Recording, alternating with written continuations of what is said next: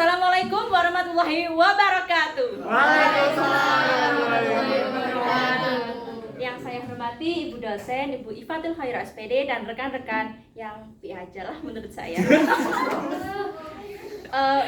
Kita adalah mahasiswa UM. Kalau kata Mbak Najwa Shihab itu mahasiswa adalah privilege. Privilege-nya kita bisa menjadi kaum intelektual, bisa menggapai cita-cita dengan jalan kuliah. Tapi kalau menurut saya, privilege menjadi mahasiswa, saya di UM bisa naik lift.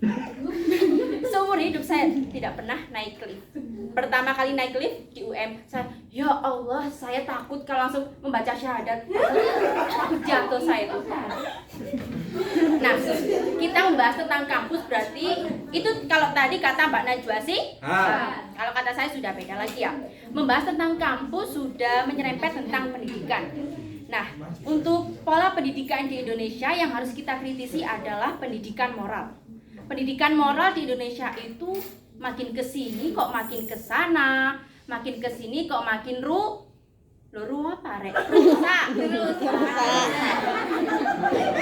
Emang moral kalian sudah bagus. Alhamdulillah, semoga anak-anak Offering Day moralnya sudah bagus karena kalian adalah calon-calon pendidik. Nah, berbicara tentang moral di Indonesia, Kemendikbud itu pasti memiliki jalan untuk mengatasi moral-moral peserta didik di Indonesia. Misalnya dengan cara adanya mata kuliah PKN. Kok mata kuliah sih? Mata pelajaran PKN. Kalau dulu itu namanya PMP. Kalian tahu PMP? Enggak.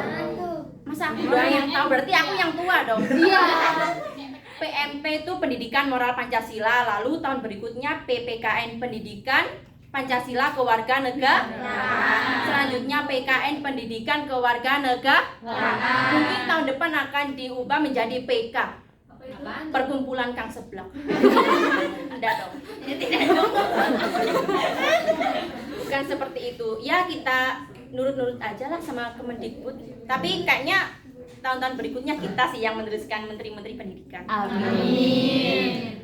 Berbicara tentang moral di Indonesia, tapi kalian pernah lihat nggak sih kalau di setiap tahun ke tahun di LKS ya, kalau kita dulu sekolah itu pasti ada kita harus menjadi anak yang baik dan bermoral. Nah, pasti akan memfokuskan kalau kita harus menjadi anak yang baik itu seperti membantu orang tua, menyapu lantai, mencuci piring, membantu orang tua mencuri motor. Nah, enggak gitu ya. Nah, kalau seperti itu, berarti kita difokuskan untuk menjadi peserta didik yang bermoral. Yang bermoral itu, tapi saya dari setiap tahun ke tahun di LKS pasti ada gambar menyeberangkan nenek-nenek. Menyeberangkan nenek-nenek itu sudah masuk kriteria menjadi anak yang baik. Tapi selama hidup kalian pernah gak menyeberangkan nenek-nenek? Berarti kalian bukan kriteria anak yang baik. Enggak. Sendiri ya yang bilang. Enggak bilang. Saya itu merasa apa ya kalau bahasa Jawanya, nelongso, karena belum bisa menjadi anak yang baik, karena belum menyeberangkan nenek-nenek. Nah, apa cuma nenek-nenek aja yang diseberangkan? Bayangkan kalau ada ibu yang hamil besar, bawa belanjaan banyak ke aku. Mbak, boleh minta tolong seberangin saya? Lalu saya jawab gini, loh, ibu kan bukan nenek-nenek. Ibu itu belum terlalu tua. Ibu itu tahu nggak sih definisi nenek-nenek? Ya Allah, seperti itu. Nah, dilihat dari moral itu, kalian juga melihat nggak sih gambar-gambar kita harus menyeberangkan nenek-nenek di LKS? Iya. Setiap tahunnya seperti itu. Itu kan buku dari Kemendikbud. Ya, kita sebagai sarjana pendidikan nantinya pasti akan paham dengan pola pendidikan berikutnya.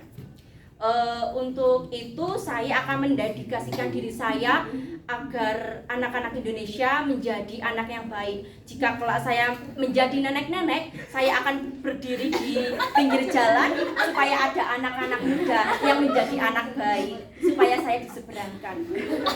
Ditarik kesimpulannya dari sini, apa sih penyebabnya anak-anak Indonesia itu kurangnya dengan apa sih penyebabnya anak-anak Indonesia itu kurang ada yang baik? Enggak ada neneknya ada meninggal. Salah.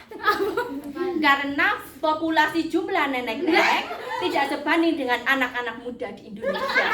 Oleh karena itu, untuk kedepannya pasti kita akan menaikkan jumlah nenek-nenek dan jumlah anak-anak muda di Indonesia supaya setara dan Indonesia akan kaya dengan anak baik.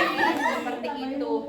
Baik, yang itu yang dapat saya sampaikan. Sekian, saya Umi Lailatul Alimah. Wassalamualaikum warahmatullahi wabarakatuh.